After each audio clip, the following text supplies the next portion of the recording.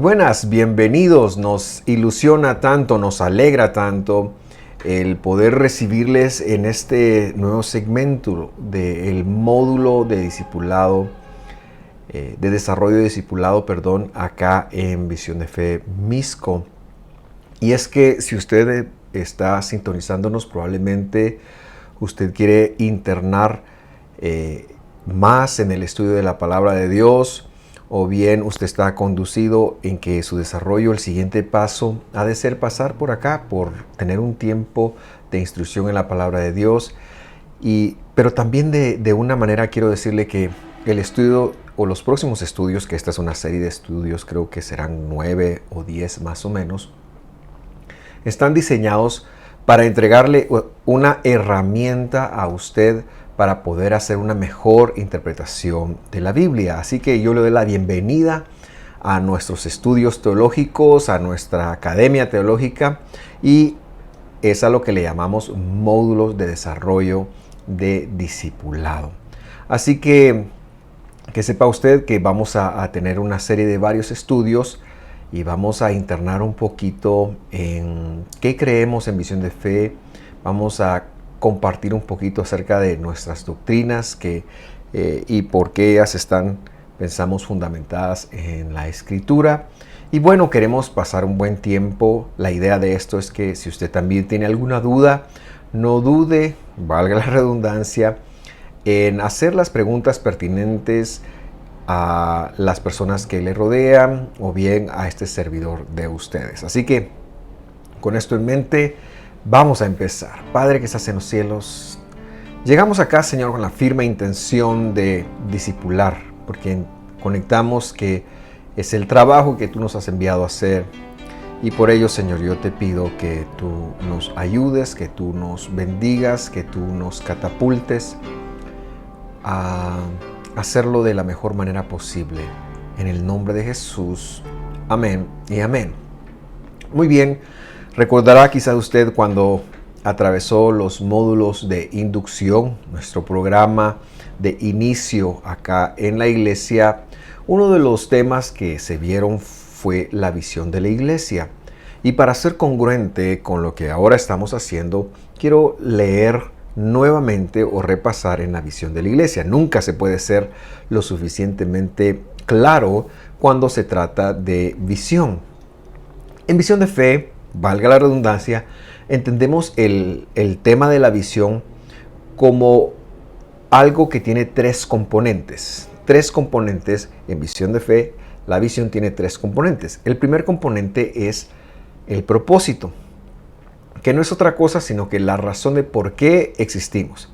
Entonces decimos que existimos para ganar personas y desarrollarlos como discípulos de Jesús en cada área de sus vidas. Nuestro modelo es la congregación primitiva de Hechos. Espero que a lo largo de estos estudios quede claro por qué le hemos llamado congregación. Pero ese es el primer aspecto de visión. El segundo aspecto que en Visión de Fe entendemos como visión tiene que ver lo que es nuestra imagen a futuro, es decir, una clara fotografía de cómo luce el futuro, qué es lo que estamos tratando de alcanzar.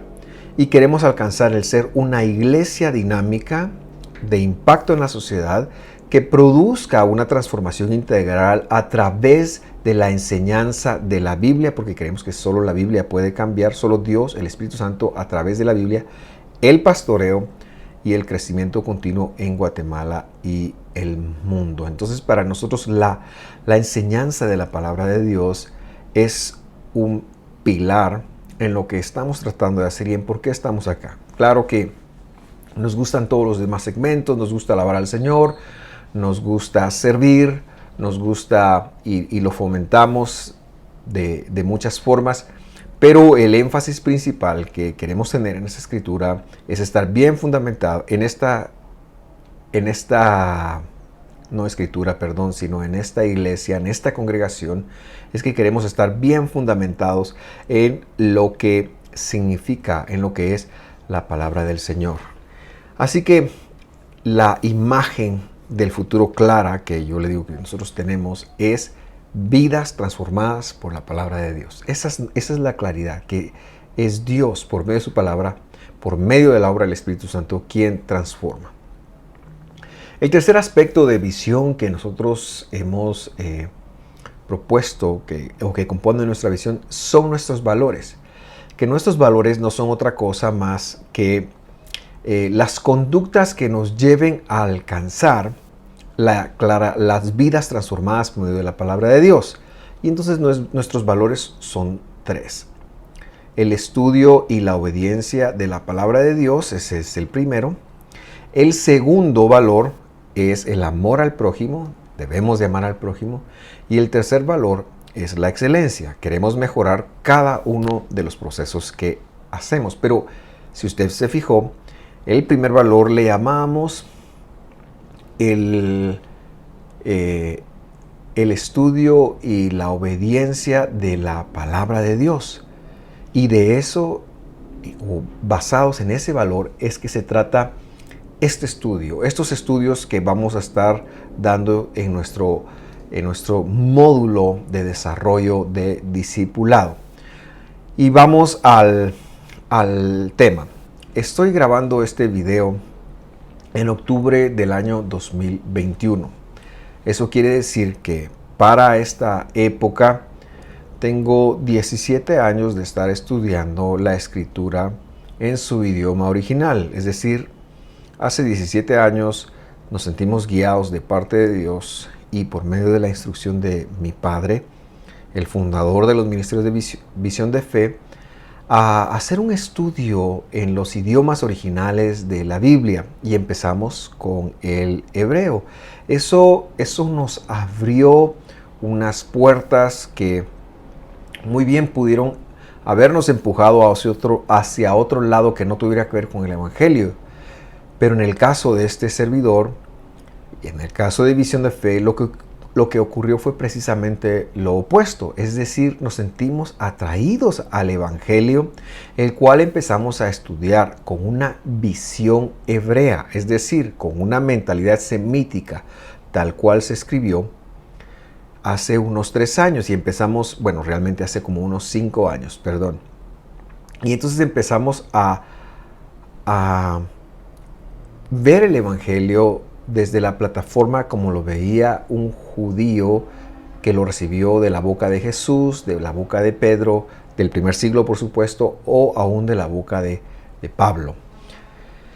Con esto en mente, entonces, déjeme decirle que mi intención, a partir de ahora que ya hemos desarrollado algunos temas de estudio que usted puede consultar, pero lo que va a hacer este módulo es que le va a dar las herramientas para interpretar Gálatas como lo hemos estado enseñando, que ya está Gálatas, pues no está expuesta completamente, siempre se puede agregar, pero tenemos un estudio muy formal,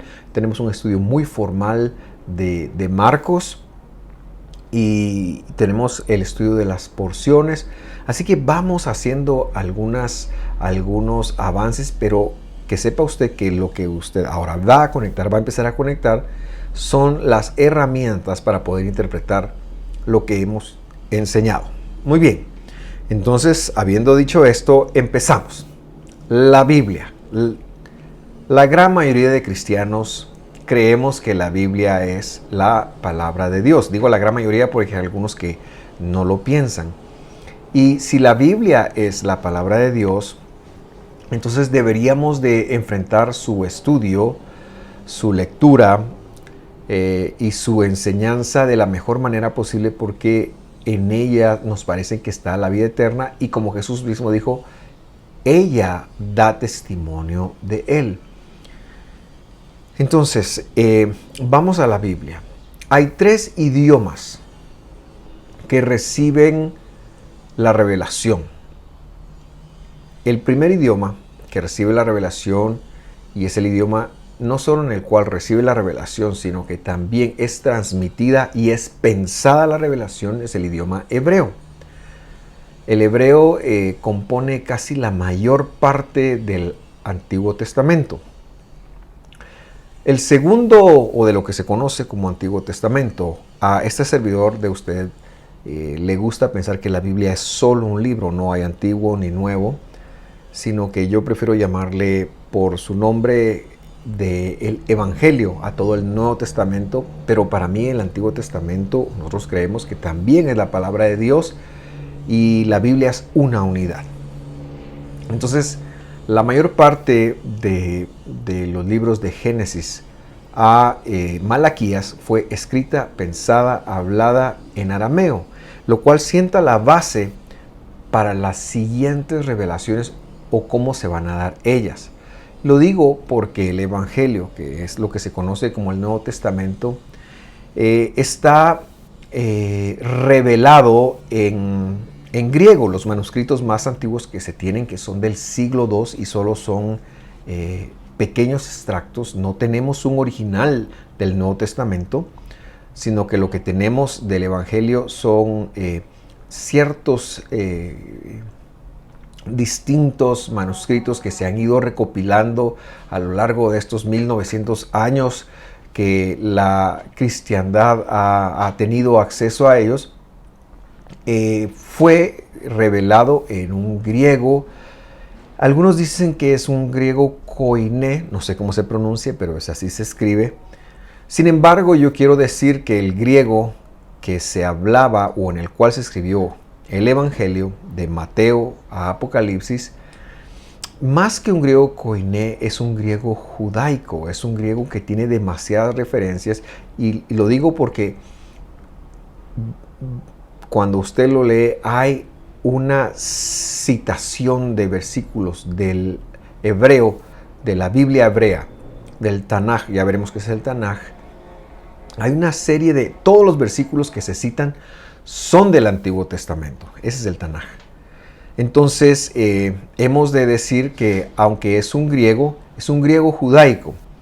En Guatemala hablamos un español guatemalteco y seguramente hay palabras que yo pueda decir en Guatemala que en un país tan cercano y tan hermano como El Salvador o tan cercano como México ni siquiera significarán lo mismo. Algo así tenemos el caso de lo que está pasando, porque los escritores, los pensadores, tuvieron que encontrar la traducción al griego.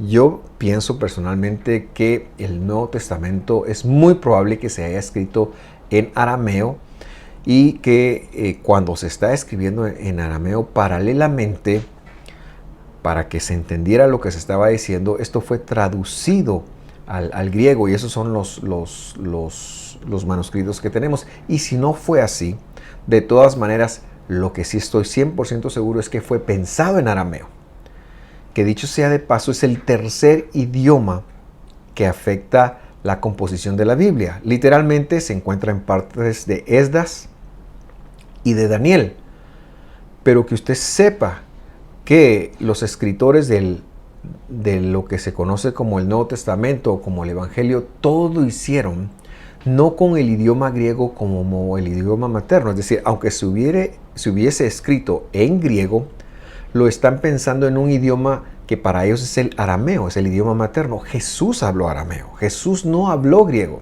Jesús no se expresó en griego. Es decir, yo no sé si él podía hablar en griego, puede ser. No estoy diciendo eso, lo que estoy diciendo es que cuando habló con todas las personas, sus participaciones en los evangelios, todas fueron en arameo y esto se recoge y se traduce, aunque sea en la mente del pensador que lo escribió en griego, lo traduce en su mente al griego y eso es lo que nosotros tenemos. Entonces la revelación en la Biblia, toda la revelación, de Génesis a Apocalipsis fue entregada en una mentalidad semítica, que dicho sea de paso es muy distinto de la mentalidad griega del momento y por supuesto de la mentalidad occidental que hoy los que vivimos de Israel hacia el oeste, los que nos llamamos occidentales, bueno, quizás diría yo de Europa para acá ahora, los que nos llamamos occidentales, es muy distinta. Por ejemplo, le pongo un pequeño ejemplo.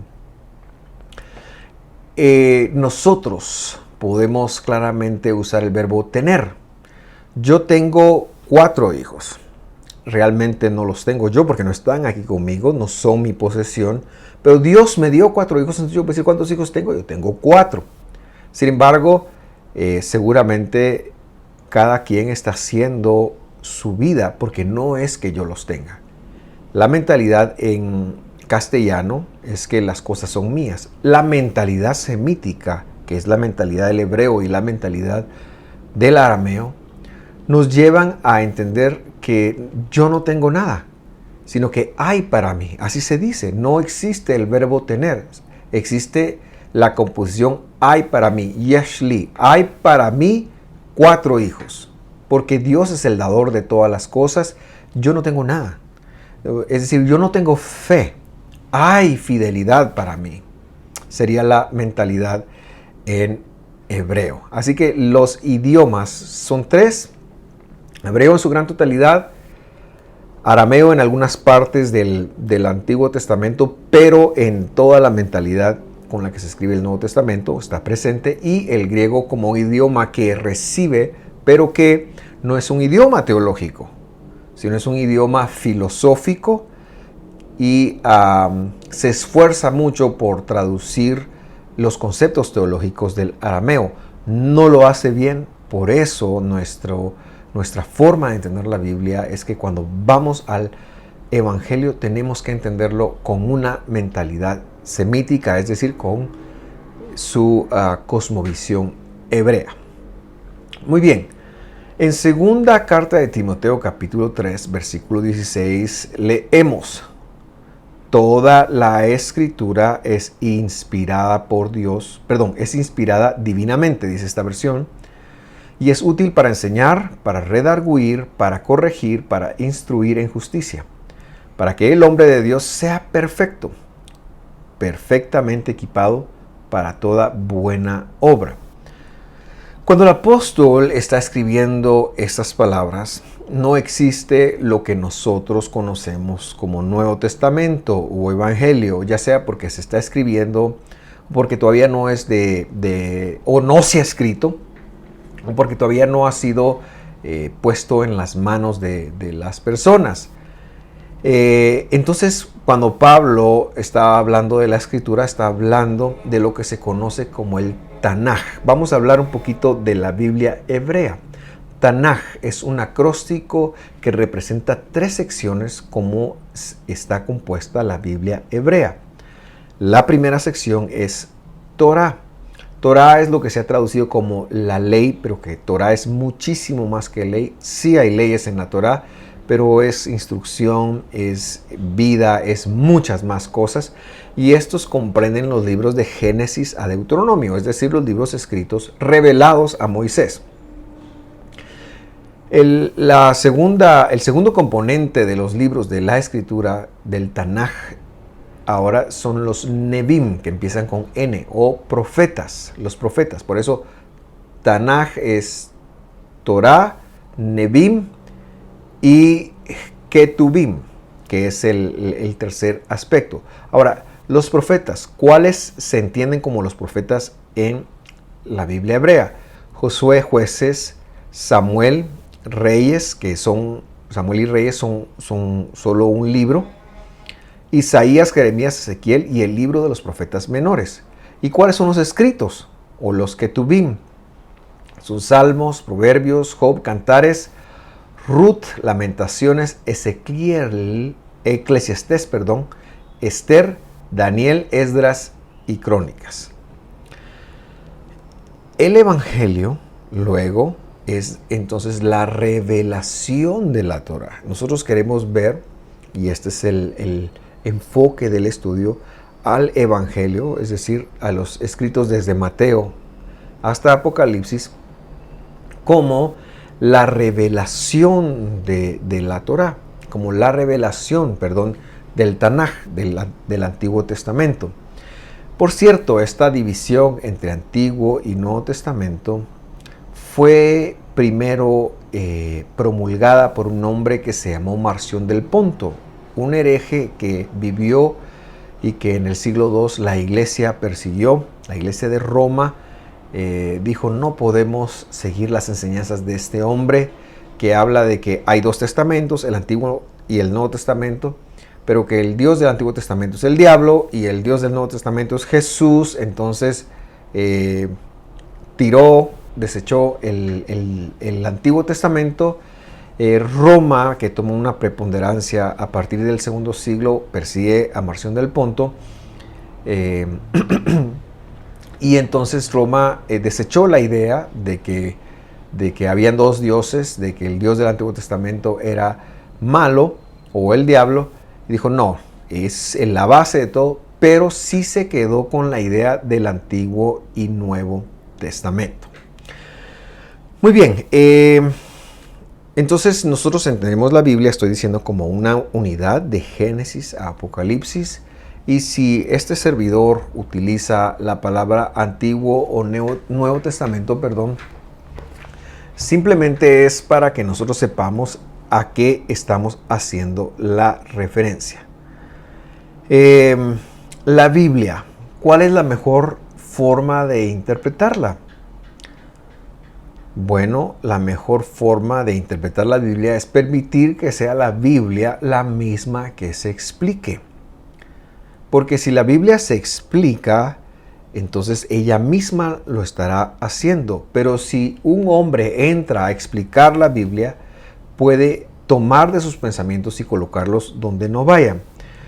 Le quiero poner un ejemplo. Génesis capítulo 6, versículo 1. Estoy leyendo la nueva traducción viviente, la cual dice, verso 1, 6.1, Génesis. Luego los seres humanos comenzaron a multiplicarse sobre la tierra y les nacieron hijas. Los hijos de Dios vieron a las hermosas mujeres y tomaron como esposas a todas las que quisieron. Entonces el Señor dijo, mi espíritu no tolerará a los humanos durante mucho más tiempo, porque solo son carne mortal mi futuro. En el futuro la duración de la vida no pasará de 120 años. Entonces un par de comentarios. Dios no está diciendo que el hombre va a tener 120 años. Dios está diciendo que a partir de ese momento le quedan 120 años al hombre, porque él va a juzgar la tierra y traer un diluvio. Fue precisamente lo que pasó. Pero yo veo a muchas personas que hoy en día se dicen, no, y es que yo tengo que vivir los 120 años que Dios me dio, pero casi nadie llega a vivir eso. El Salmo sí nos dice 70 y en los más fuertes 80. Son los años que Dios prometió. Pero mi pregunta aparte de esto para usted es, ¿quiénes son estos hijos de Dios? ¿Quiénes son estos hijos de Dios? Y aquí es donde nosotros ya, si entendemos lo que dice los originales, por ejemplo, hijos de, Bnei sería en hebreo, esta palabra viene de construir, de hacer una herencia, son herederos. Estos son herederos. Los hijos de Dios, los hijos de los hombres o las hijas de los hombres son herederas de los hombres. No necesariamente tienen que ser genéticos. Pueden ser discípulos también. Pero cuando habla de los hijos de Dios, dice los hijos de Elohim. A propósito, vamos a ver cuáles son las tres palabras que la Biblia usa para referirse a Dios. Pero antes de que las veamos, la palabra Elohim es la que está ahí. Y Elohim puede ser una referencia a varias cosas, por lo menos 4 tipos de cosas distintas. Número 1, puede ser una referencia a la plenitud de los atributos de Dios. Por ejemplo, en el capítulo 1 de Génesis vemos que Elohim es el creador. Eso quiere decir que Dios dijo, hagamos al hombre, porque está hablando a todos sus atributos. Por eso la palabra Elohim es un plural. Él está hablando y está diciendo, hagamos al hombre, formemos al hombre. O sea, puede ser una referencia a Dios, pero no a Dios solamente como el viejito barbudo que está ahí arriba, sino a la plenitud de los atributos de Dios, es decir, al conjunto de poderes de Dios. Por eso hablamos en función de atributos. Número 2, la palabra Elohim puede referirse a un mensajero de Dios. Los ángeles pueden ser Elohim, lo que se traduciría como Dios, y algunas veces están en la Biblia como Elohim, pero traducen ángeles.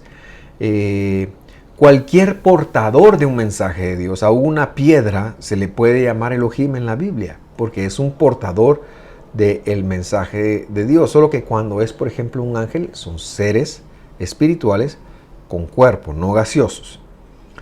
Número 3. La palabra Elohim también puede referirse a una figura humana de autoridad, como por ejemplo reyes, profetas, sacerdotes, ministros. Todos estos también pueden llegarse a conocer como Elohim. Y por supuesto, también la cuarta acepción son las deidades falsas. Entonces, ¿cómo podemos interpretar esto? Y no se preocupe si usted no lo capta. La idea es poner un ejemplo y que usted sepa que estamos poniendo un ejemplo. Yo creo que esto lo expliqué en la porción Noah o de Noé del año 2021, perdón, no del siglo, sino del año 2021. Y entendemos entonces que se está refiriendo, número 1, a los nobles de la tierra. Esa es la correcta. Los hijos de los nobles, los hijos de Dios son los hijos de Elohim, son los hijos de los nobles o los hijos de algunos jueces o personas de alguna autoridad. Vieron a las hijas de los hombres comunes, ¿verdad? Y luego de ahí sucedió algo o porque estas eran, estas mujeres pueden haber sido idólatras, entonces la mezcla esa provocó que vinieran gigantes, no lo sabemos. El otro posible enfoque ya enseñado por la Biblia, y eso piensan algunos, es que los mensajeros de Dios, es decir, los ángeles, tuvieron relaciones sexuales con mujeres. Esa puede ser la otra posible explicación, pero no es la correcta. La correcta es que fueron hijos de nobles que se prostituyeron, se mezclaron, hubo algo aquí que no estuvo bien, ¿verdad? Y por eso Dios contiene con el hombre y al final dice: le quedan 120 años de vida. Un poquito sobre el contexto histórico, científico de la Biblia. A ver, vamos a voltear ahora a Juan capítulo 1, versículo 1. La idea es que queden ciertos conceptos claros, ¿verdad?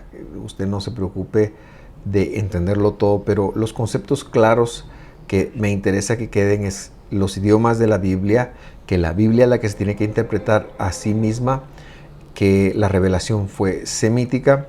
Y ahora pues vamos a ver un poquito del enfoque histórico. Dice en Juan 1.1, la Nueva Biblia de las Américas: en el principio, dice, ya existía el Verbo. Y dice, y el Verbo estaba con Dios, y el Verbo era Dios. Él estaba en el principio con Dios. Esta traducción nos puede dejar un poquito la mentalidad de que Dios y el Verbo son dos cosas distintas, ¿verdad? Perdón, sin embargo, en el capítulo 1, versículo 1 de Génesis, la Biblia dice: en el principio, vemos la palabra principio, creó Dios los cielos y la tierra. En hebreo esto sería Bereshit bara Elohim et hashamayim et haaretz. Eso quiere decir, Bereshit es lo que nos han traducido en el principio.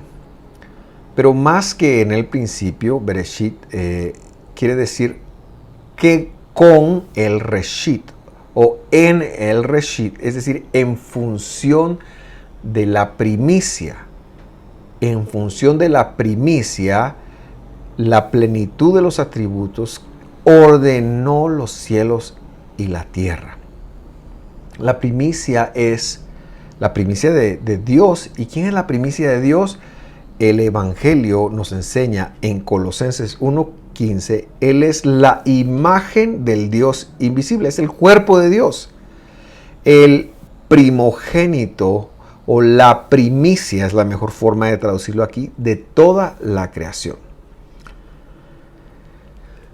O sea que la primicia es el creador, Dios, la deidad, el conjunto de de poderes, de atributos de Dios en función de su cuerpo es que ordenó, creó el universo, y por eso, si algo salía mal, como al final así fue, Él tendría que pagar con su propio cuerpo. Entonces, la mejor forma de interpretar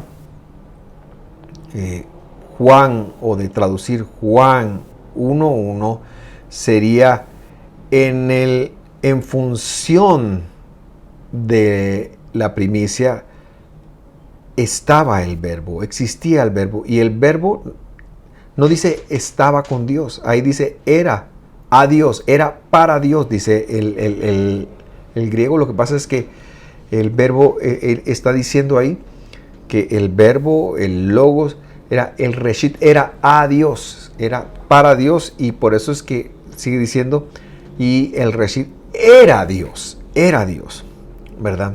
Era Dios.